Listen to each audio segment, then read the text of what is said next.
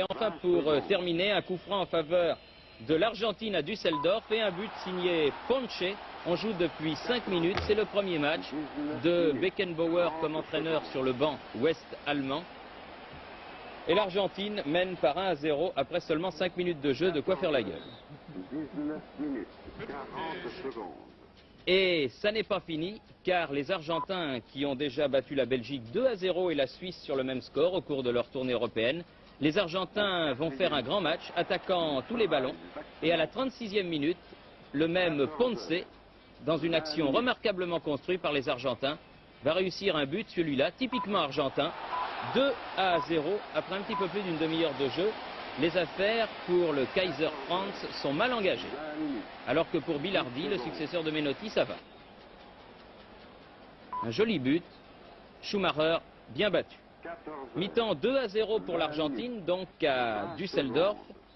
Et à la 58e minute, c'est-à-dire pratiquement donc après un quart d'heure de jeu, en deuxième période, les Argentins vont ajouter un troisième point par un des jeunes joueurs, Burruchaga, qui récupère sur la ligne un centre venu de la gauche.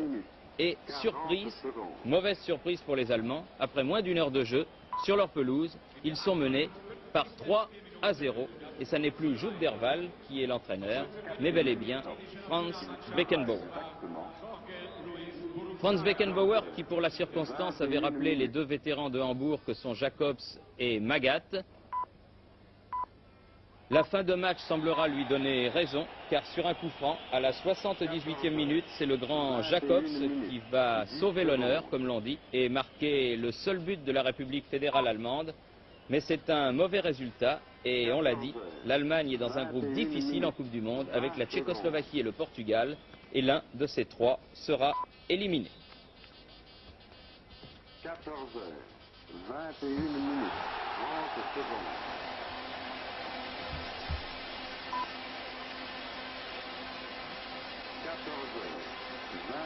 Prochaine journée du championnat.